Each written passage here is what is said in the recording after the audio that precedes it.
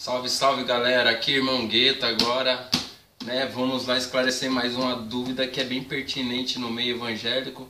E como eu tô meio que entrando nessa área para trabalhar com isso, resolvi buscar, informações e pesquisar dentro da palavra de Deus, para te dar um norte, uma direção de como você agir e fazer na sua vida. O tema é: um cristão pode se tatuar, marcar o seu corpo? O jeito que eu estou marcado, pode ser que eu vá para o inferno, pode ser que não. Vamos ver aqui na palavra de Deus. Isso é um assunto muito polêmico, porque as pessoas não têm um norte ou um rumo para onde seguir. E muitos pastores não têm nem como dar um rumo para as pessoas. Eles preferem achar que é melhor você ir para o céu por excesso de, como se diz assim, de zelo, do que você não ir porque confiou demais e acabou indo para o inferno. Então vamos primeiro a um versículo muito interessante que está em Colossenses 2:8. Vamos lá rapidinho lá, está de cabeça para baixo aqui, vamos lá. Colossenses 2:8. Vamos lá, Colossenses. Olha esse torrão de Bíblia aqui, já é para me ter deixado marcado aqui, mas como não tem nada programado aqui, não foi nada, então assim eu resolvi, vamos achar aqui Colossenses. Vamos lá. Vamos para o primeiro versículo. Colossenses 2, o versículo de número 8. Está assim, ó. Cuidado para que ninguém vos venha a enredar com filosofias vãs e sutilezas, conforme a tradição dos homens e conforme os rudimentos do mundo, e não segundo o de Cristo. Aqui está dizendo para você tomar cuidado para ninguém te enganar com filosofias vãs, como assim diz alguma outra Bíblia. Agora, vamos ao versículo que é o mais pertinente e que todas as pessoas que são contra usam para dizer que é errado, que está lá em Levíticos 19:28. Vai lá em Levíticos, Gênesis, Êxodo, Levíticos, para você achar aí mais fácil aí. Levíticos 19:28. Vamos lá. Cadê 28? Pelos mortos não ferireis a vossa carne, nem fareis marca nenhuma sobre vós. Eu sou o Senhor. Então, pelos mortos não ferireis a vossa carne, nem fareis marca alguma. Eu sou o Senhor teu Deus. Primeiro ponto, para analisarmos isso, nós temos que ter consciência entre o que é Novo Testamento e o que é Velho. Temos que ter a consciência também do que é lei e do que é graça. Na graça, a gente tem uma liberdade a mais porque Jesus Cristo nos tirou desse jugo ou dessa condenação que se tinha antes de Jesus Cristo morrer. Nós temos que analisar a questão teológica, social e cultural.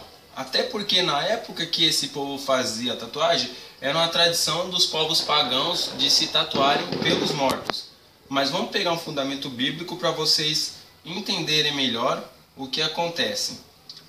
Porque no livro de Levíticos 19:27, que é um versículo antes do que nós lemos, fala assim: não cortareis cabelo redondo, nem danificareis as extremidades da vossa barba. Levíticos 19:27, um versículo antes do que a gente leu. Então nós não podemos ferir a nossa barba, porque naquela época a barba era sinal de respeito. Por isso os judeus até hoje deixam enrolado, porque eles seguem a lei ainda. Eles acreditam que Jesus não veio, e eles deixam até aqueles negocinhos enrolados, porque a extremidade da barba eles enteram aqui, entendem que é aqui. Extremidade é a ponta.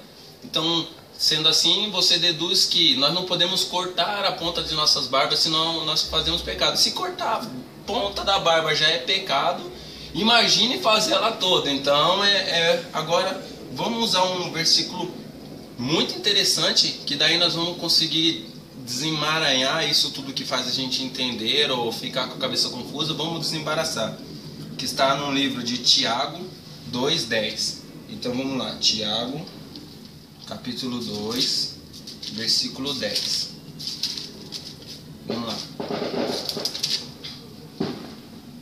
No livro de Tiago, capítulo 2, no versículo 10, diz assim: pois qualquer que guarda todas as leis, mas tropeça em um só ponto, torna-se culpado de todas as outras leis, ou de todas outras Bíblias vão estar essa tradução. Então, se você tropeça em um versículo, você vive pela lei. Ah, porque eu acredito que não pode beber sangue, não pode cortar o cabelo, não pode... Se você vai viver todas essas tradições que estavam no Velho Testamento e você tropeça em um só, você tropeça em todas. Então não adianta nada você guardar todos os 30 mil mandamentos de Deus e você errar um. Porque aqui está dizendo no livro de Tiago, se você errar em um, você tropeçou em todas as outras. Então não valeu de nada você guardar os outros todos. Mas vamos a mais um ponto interessante que eu quis esclarecer e dar bastante passeada na Bíblia justamente para ficar de uma forma mais dinâmica e fácil de você entender, para você não ser enganado por filosofias humanas ou doutrinas ou costumes de igrejas, como a gente vê por aí. No livro de Romanos 6,14, vamos lá, vamos tentar ver se eu consigo ir mais rápido aí, ó. Romanos 6,14, Romanos 6,14, Romanos 6,14. Eita, vamos lá, Romanos 6,14. Porque o pecado não terá domínio sobre vós, pois não está mais debaixo da lei, e sim da graça. Porque o pecado não tem domínio mais sobre nós, porque Jesus morreu para que não houvesse condenação sobre nós. Então, como você pode ser condenado de uma coisa que não tinha condenação para isso? Por isso que lá no próprio livro de Romanos 8 diz que nenhuma condenação há para aqueles que estão em Cristo Jesus.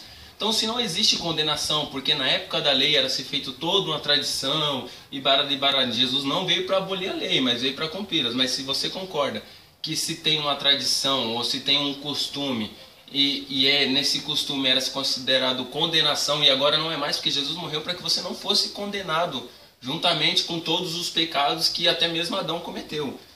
Porque nós estamos no tempo da graça. Então, leis eram mandamentos para o povo daquela época. Então, nós estamos vendo aqui a questão teológica, social e cultural. A social é que eles se tatuavam porque era pelos mortos. E se tatuavam, isso era uma coisa, uma tradição que faziam. Se Deus está condenando ou falando para não fazer tatuagem pelos mortos, ele está condenando um segmento daquele ritual ou daquela coisa que acontecia. Então, tatuagem era uma coisa, ou marcar o corpo era uma coisa comum, mas Deus estava condenando um segmento daquela prática, ou seja, se tatuar ou ferir o corpo pelos mortos. Até hoje em dia ainda tem índias que são chamadas de índias choradeiras, que elas vão nos funerais e ficam se martirizando ou até mesmo se cortando, justamente para simbolizar o luto à família do morto, do falecido, que é como se fosse uma tradição muito forte para que ele tenha luz e barará, todas essas coisas,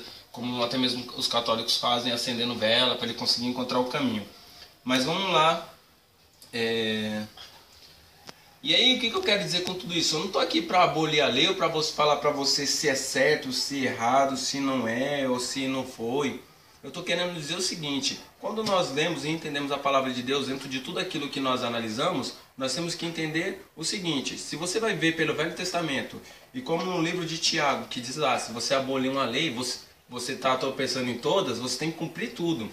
No Velho Testamento, os homens podiam ter mais de uma mulher, duas. Jacó teve duas, casou com duas irmãs. Salomão teve 700. E se você for viver por isso, eu ia querer 2, 3 mulheres. Então não tem lógica esses argumentos que eles usam. Porque se você vai ver pela lei, você tem que viver todos. E a maioria dos pastores, os crentes que condenam a tatuagem, eles condenam e eles fazem a barba.